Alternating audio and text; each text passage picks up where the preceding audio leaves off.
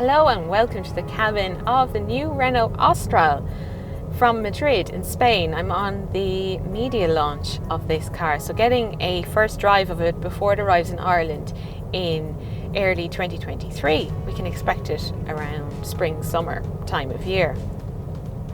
Renault is looking to gain traction again in the C segment, which is Europe's most popular best-selling segment.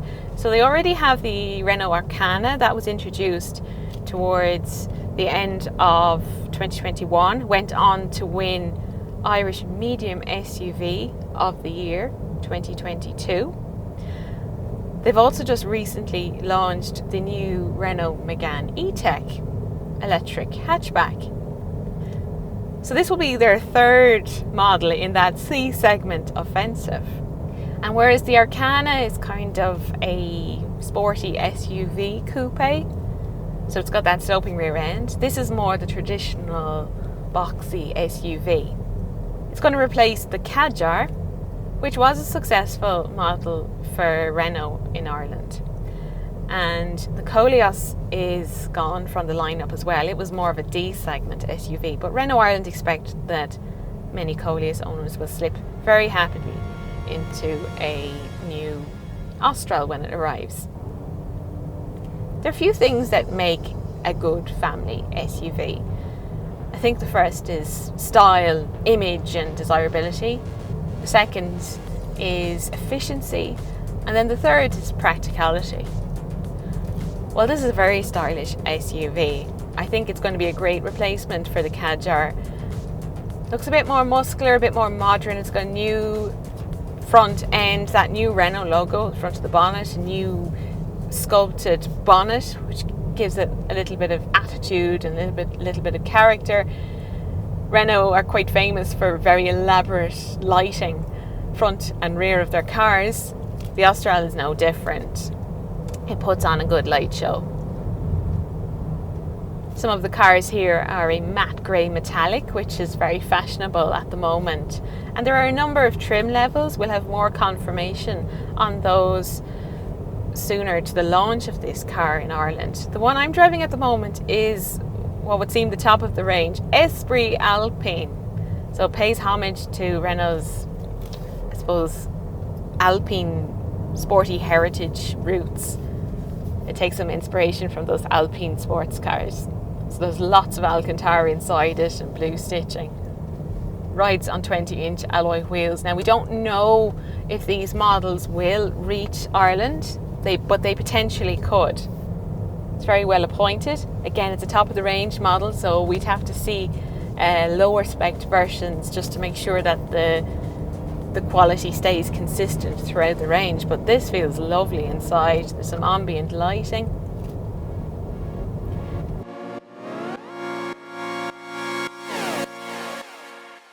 It's a new open R infotainment system that's taking center stage here. We're seeing it now in new generation Renaults like the new Megane E-TECH. It's very impressive. It's kind of the widescreen effect that's very fashionable in the motor industry right now. So it adds a real sense of modernity to the cabin. I've got this very large, clear digital instrument panel. And then I have a portrait style touchscreen here as well, but it uses a Google operating system, so that's new for Renault as well. It's in the Megane E-TECH as well, so it's really intuitive to use. It's kind of foolproof map reading. The shortcut buttons as well for the ventilation, so to adjust the temperature, it's a nice tactile button here. And I can get the maps integrated perfectly here into the digital instrument panel because you've got a number of views for that. So I have to say it's really impressive. A new steering wheel with the new Renault logo, and it's not exactly circular, it's actually more flat at the top and the bottom. And I've got a lovely big button here for the multi-sense system, and that's where you can alter between different driving modes.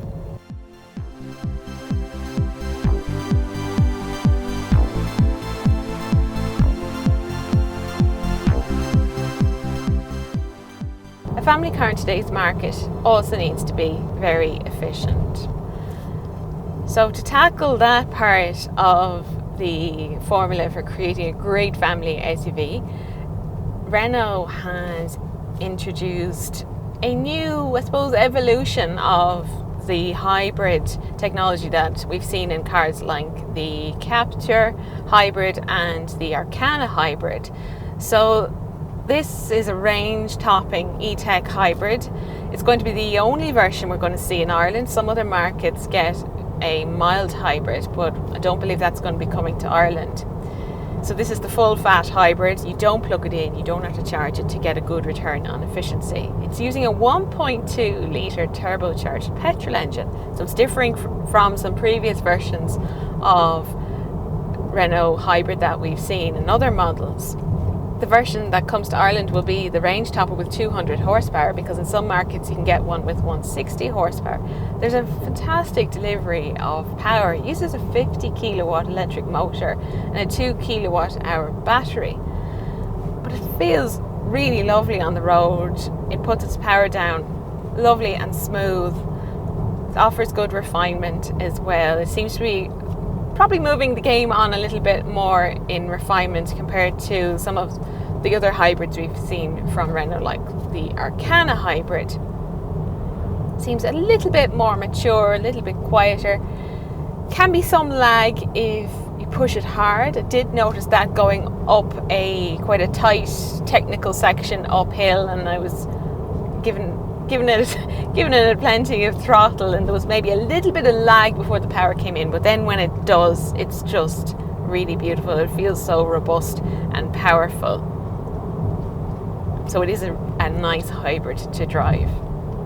And in terms of efficiency, I've seen as low as 5.3 litres per 100 kilometres on my test drive today, and at the moment I've been pushing on a bit, so it's at about 5.8 litres per 100 kilometres. That's still under that 6 litre mark, and for a mid-size SUV I think that's really good.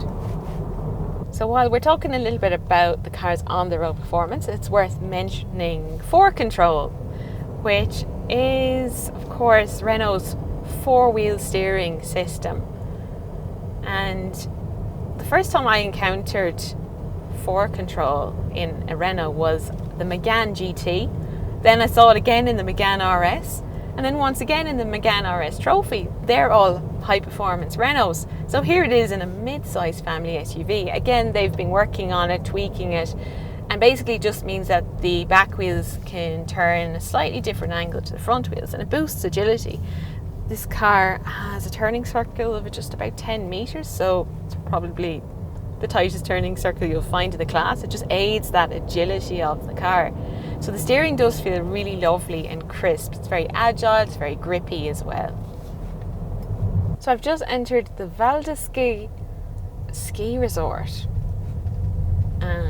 So we're going to do a technical workshop on testing the 4Control steering.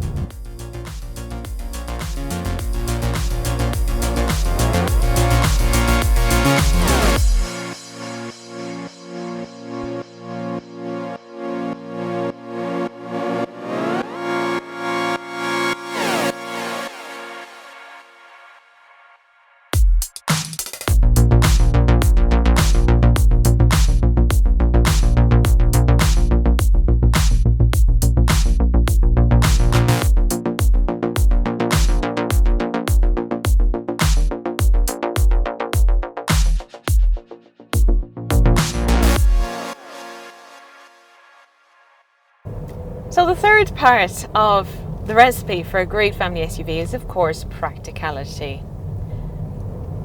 It's roomy here up front. In the back, I would say it's kind of middle of the road on first impressions. It's not the largest, it doesn't feel enormous back there, but it doesn't feel small either, in that adults will be able to sit comfortably. Headroom seems good as well. And then the boot is over 400 litres, 430 litres in the standard format, but you can also move that rear bench forwards, and then you get 555 litres. So that rear bench is sliding. I think I first saw that in a Kadjar a few years ago, so it's nice to see it back in a Renault SUV. So that's just a quick look at the new Renault Austral. I have to say I have been looking forward to this car since I drove last year's Arkana. But I suppose the standout features for me are the interior. This very glossy and crisp digital technology on board, the integration with Google Maps, the style of the car, but also that hybrid, how efficient it is, and also how good it feels on the road, the power delivery. Those are the things I'm going to take home with me from my test drive. You can read more about this car over on changinglanes.ie. I left a link in the description below the video. So thanks for watching, and I'll see you soon.